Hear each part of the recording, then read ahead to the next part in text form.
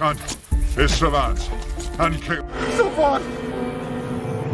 Halo para penikmat film, Abang Parko kali ini akan membahas film berjudul The Lost Future tahun 2010. Mengisahkan tentang para manusia di zaman sekarang yang kembali ke zaman primitif, di mana zaman itu hanya tentang diburu atau memburu. Hingga akhirnya salah satu manusia berhasil menemukan solusi untuk mengembalikan kondisi dunia yang aman dan damai. Sebelum kita lanjut ke ceritanya, Bang Parko mau kasih tahu nih, kalau sekarang channel Parko Official bisa berlangganan loh. Di situ ada 4 level yang menarik buat kalian pilih. Di antaranya ada cara bagaimana ngedit review film biar nggak kena copyright dan dolar emas dari YouTube, voice over yang menarik, dan juga sharing seputar film. Pokoknya kalian nggak bakal rugi deh. Abang Parko bakal ajarin sampai ke dasar biar kalian juga bisa berkarya dan jadi bagian dari YouTube review film. So daripada lama, mending enjoy the story.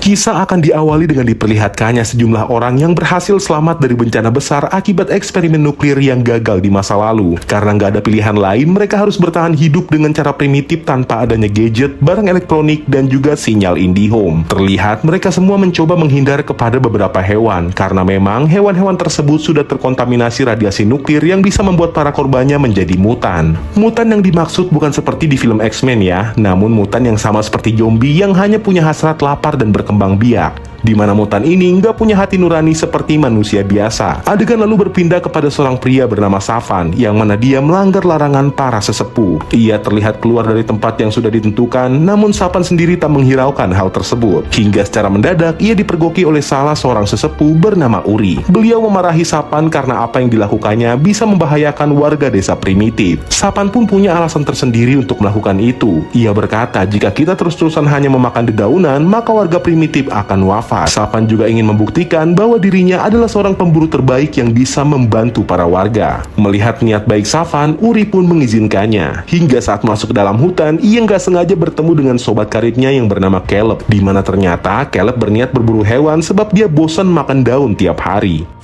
You belong with the women, not with the hunt. It's a deadly blueberry. Enough. As far as we go.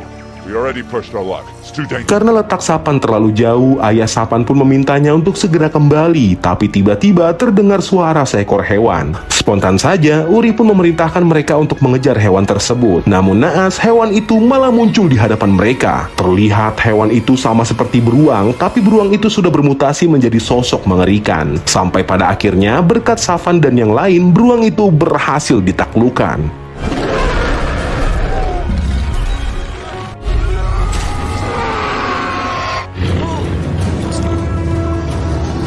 Uri kemudian memerintahkan Savan dan Caleb untuk membagikan daging beruang itu kepada warga desa. Gak disangka-sangka ada salah satu dari mereka yang kembali dari hutan, di mana dia nampak sudah terinfeksi dan akan segera menjadi mutan. Beliau pun sempat meminta Savan untuk mewafatkan dirinya aja, tapi dia menolak karena merasa tak tega mewafatkan temannya sendiri. Sampai secara mendadak ada sebuah tombak yang mengarah ke pria tersebut. Alhasil mereka yang takut ada korban lagi lalu segera pulang ke desa. Hingga tanpa mereka sadari ada seorang pria bernama Amal yang dari tadi mengintai dan membuntuti mereka.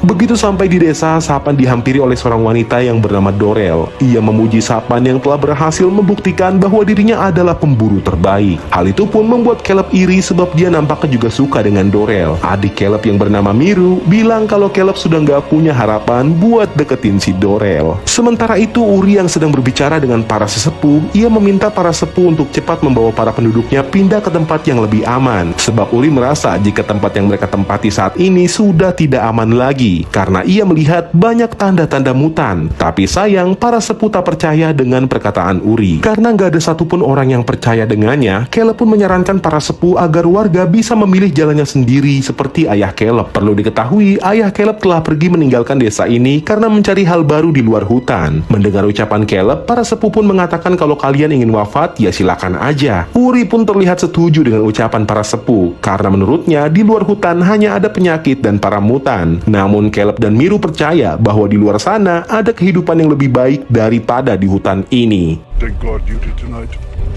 The two of you. The truth. Our laws are the only truth. Out there but disease and death.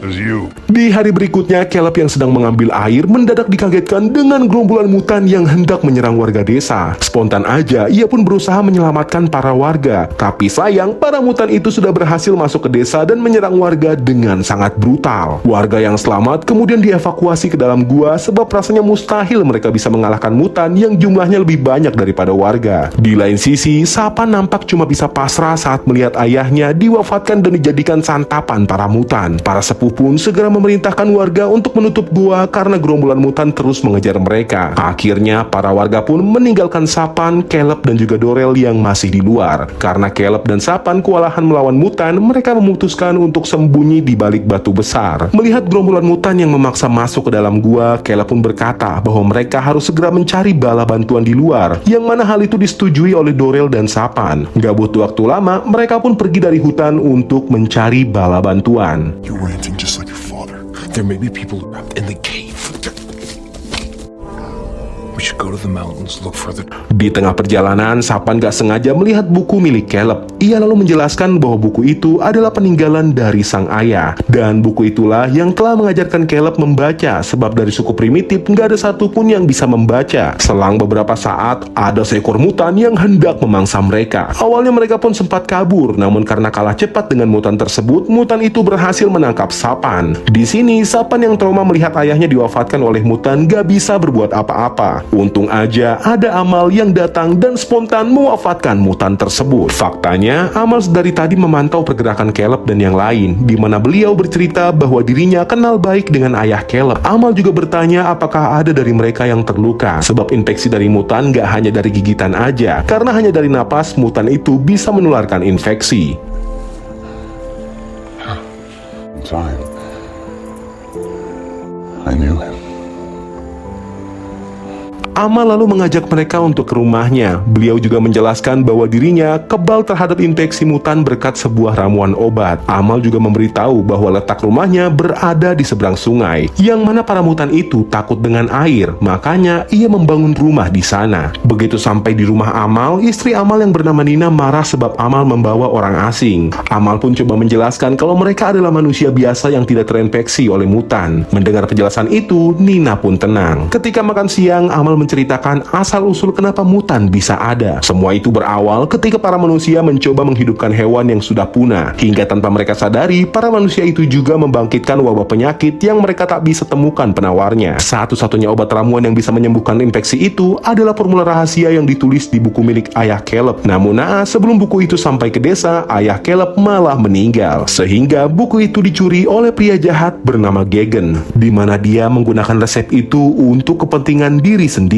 Maka dari itu, Amal berniat mengajak mereka ke suatu tempat yang konon katanya disitulah buku ramuan itu disembunyikan. Mendengar hal itu, Caleb, Dorel, dan Sapan pun setuju untuk mencari buku tersebut. How do you know all this? Because I met Caleb's father. It took him many years to find the right mixture of plants. Disease.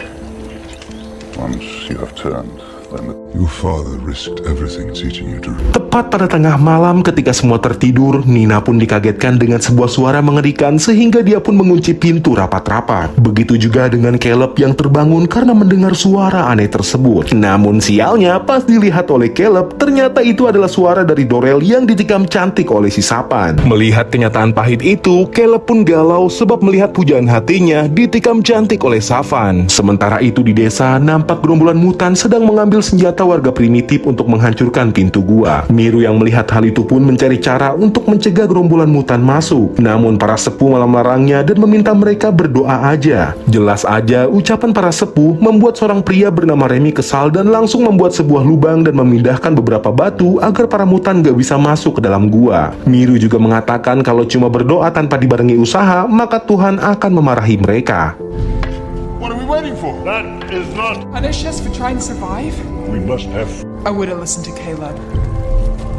Setelah berusaha semaksimal mungkin, mereka pun berhasil menutup pintu gua dengan batu serta membuat lubang yang lumayan besar. Pria yang bernama Yomak menemukan sebuah lubang kecil berisi air dan mencoba masuk dengan harapan menemukan jalan keluar. Namun karena lubang itu terlalu kecil, akhirnya Miru berinisiatif untuk masuk ke dalam lubang itu. Walaupun dia bisa masuk ke sana, tapi Miru balik lagi sebab ada banyak lintah di tubuhnya. Hingga saat mereka berhasil menyingkirkan lintah, Miru pun kembali ke lubang tersebut untuk mencari jalan alternatif keluar gua.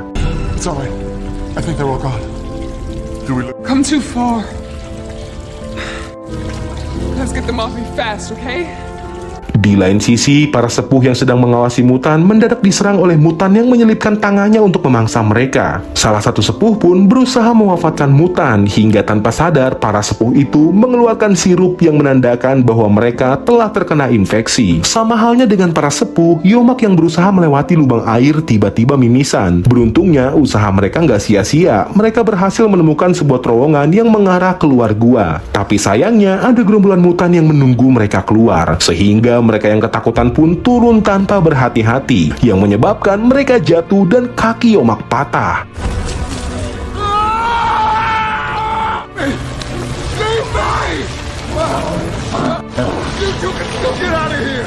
Miru dan Remy kemudian menolong Yomak, akan tetapi Yomak menolak karena hal itu akan membuat mereka menjadi mangsa para mutan. Ia meminta Miru dan Remy untuk segera kembali ke gua. Dengan sangat berat hati, mereka pun pergi meninggalkan Yomak yang berusaha mengalihkan perhatian para mutan agar tak mengejar Miru dan Remy. Hingga akhirnya Yomak pun harus wafat karena jadi santapan para mutan. Begitu sampai di gua, Remy dan Miru pun nampak terkejut ketika melihat semua warga dan para sepuh telah terinfeksi mutan. Dengan tega, Miru pun mewafatkan mereka sebelum mereka bermutasi menjadi mutan dan menyantap dirinya berserta Remy.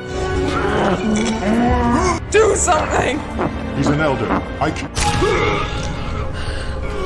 Adegan berpindah ke rombongan Amal yang mulai meninggalkan rumah untuk segera mencari formula rahasia. Namun naas para mutan melihat mereka dan melemparkan batu yang membuat rakit mereka oleng. Untungnya mereka pun mendayung rakit dengan cepat hingga berhasil lolos dari serangan para mutan. Dirasa sudah aman, Amal pun bercerita bahwa dirinya punya saudara yang tinggal di reruntuhan kota, di mana para saudaranya sangat membenci Gegen karena beliau adalah orang yang tamak dan egois. Setelah mendengarkan cerita dari Amal, tak sadar mereka telah sampai di reruntuhan kota. Amal kemudian mencoba memanggil saudara-saudaranya dengan cara membakar sebuah ban bekas. Tapi sebelum Amal berhasil membakar ban, lagi-lagi para mutan datang dan ingin menyerang mereka. Namun alih-alih berlari mengikuti Amal, si Sapan dan Dorel malah menyuruh Caleb untuk kembali ke rakit. Karena gak mungkin jika mereka kembali dan melawan mutan yang jumlahnya lebih banyak dari mereka. Dengan terpaksa karena gak bisa melawan mutan, Caleb pun mengikuti Sapan. Hingga tanpa mereka sadari, mereka telah terinfeksi oleh mutan. Go! No! Come on! The Yellow Potters are my chance. Sementara itu, Amal terlihat berusaha menghindari mutan dengan bersembunyi di himpitan batu, yang mana karena mutan terus menyerang, Amal pun terpaksa melawan balik mutan itu dengan panah. Alhasil, Amal pun terjebak dengan salah satu jasad mutan di batu tersebut. Untung aja, ia diselamatkan oleh saudaranya yang bernama Lars. Amal pun memberitahu beliau bahwa dia telah menemukan seseorang yang bisa membaca, yakni Caleb. Ia juga meminta agar Lars melindungi Caleb, sebab dia adalah satu-satunya jalan keluar, agar bisa mendapatkan formula rahasia tanpa harus membayar kepada Gegen. I've got to get the yellow powder. It's dangerous. This boy, he could be this, and we have no powder to give them. Kita kembali ke Caleb and the gang yang nampak terpesona ketika melihat reruntuhan kota. Di sanalah mereka baru melihat bahwa ada kehidupan yang lebih baik daripada di dalam hutan. Orang-orang runtuhan kota hidup berstruktur dan punya aturan ketat, di mana ketika mereka melanggar, maka ada hukuman berupa cambuk dan juga hukuman matoy. Seperti pria botak yang ketahuan mencuri ini, si botak lalu kabur melarikan diri setelah dihukum cambuk. Melihat hal itu, ketiganya pun menghampiri si botak untuk menanyakan mengenai di mana buku formula rahasia disembunyikan. Mendengar hal itu, si botak pun nampak ketakutan karena kalau ia membicarakan hal itu, yang ada dia malah dihukum lagi. Spontan saja si botak pun kabur sehingga Sapan berusaha mengejarnya.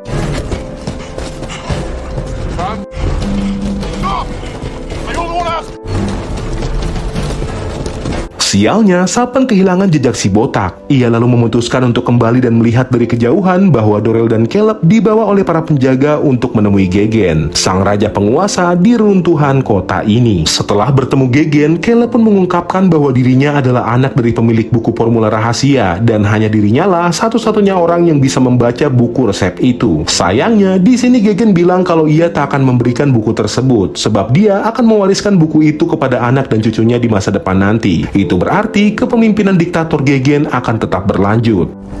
Harpada was a gift. Your father was Jared?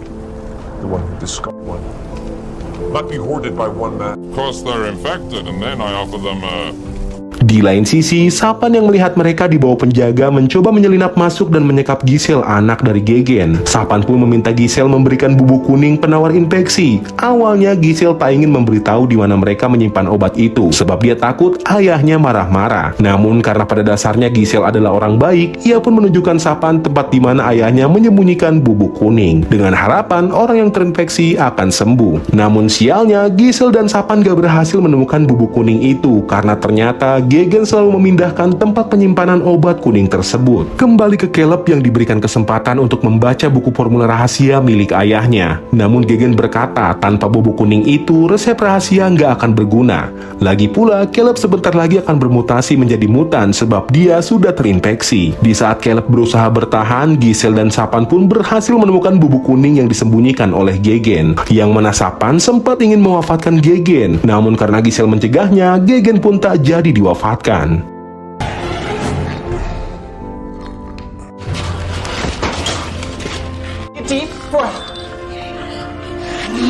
Setelah Sapan berhasil sembuh dari infeksi, mereka pun bergegas menyembuhkan Dorel. Hingga ketika ingin menyembuhkan Caleb, mereka dibuat resah sebab sebagian diri Caleb sudah berubah menjadi mutan. Untung aja Dewi Fortuna masih berpihak ke mereka. Caleb pun berhasil kembali menjadi manusia. Hear me.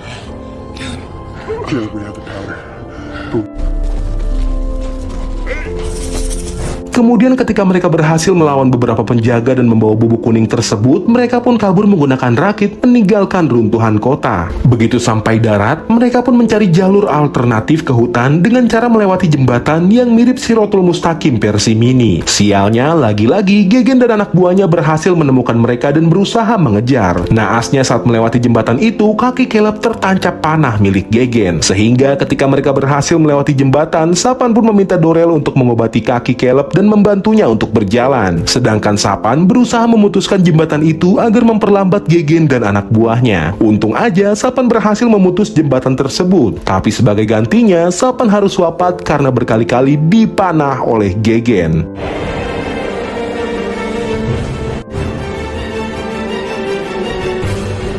Di saat Dorel dan Caleb melarikan diri, mereka pun berhasil bertemu dengan Amal yang membantu mereka untuk cepat sampai ke desa menggunakan kuda. Saat sampai di sana, Alam beserta saudara-saudaranya langsung menyerang para mutan yang sudah berhasil membobol pintu gua. Dorel yang kemudian masuk ke dalam gua berusaha menyelamatkan Miru yang sebagian dirinya sudah berubah jadi mutan. Untungnya berkat bubuk kuning, Miru berhasil selamat. Sedangkan Caleb yang masih di luar nampak terkejut ketika melihat Gegen yang berhasil menemukannya. Saat Gegen ingin memanah Caleb, disitulah Amal mengorbankan tubuhnya agar panah itu tidak mengenai Caleb. Melihat kawannya diserang oleh Gegen, Caleb yang tersulut amarahnya pun melempar sebuah kampak hingga berhasil membuat Gegen wafat. It was for my people.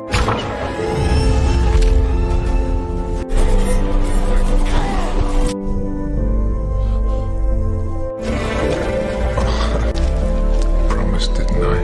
Adegan lalu berpindah beberapa bulan setelahnya. Terlihat Giselle yang sekarang menjadi ratu mengambil alih kekuasaan Gegen di reruntuhan kota. Ia nampak menunggu kedatangan Caleb untuk segera membuat proyek ramuan penawar infeksi mutan demi kebaikan seluruh dunia. Sementara itu, Caleb nampak sudah sembuh dan berhasil mendapatkan hati Dorel yang sekarang menjadi kekasihnya. Ia lalu berniat pamit untuk membuat obat penawar infeksi bersama Giselle. Di sana ada Miru yang sekarang sudah menjadi guru dan mengajarkan anak-anak desa untuk membaca. Akhirnya setelah melalui kekacauan, mereka pun berusaha menata dunia agar kembali seperti semula. Dan begitulah film ini berakhir. Film ini memberikan sebuah pesan bahwa kehancuran dunia sebenarnya adalah ulah dari manusia yang tamak dan haus akan kekuasaan. Untung aja Tuhan masih memberikan orang baik seperti Caleb yang bisa mengembalikan kondisi dunia seperti semula. Mungkin segitu aja review film kali ini. Kurang lebihnya Bang Parko mohon maaf ya kalau ada salah kata dan pengucapan. Jangan lupa subscribe dan komen di bawah mengenai film ini ya. Abang Parko pamit.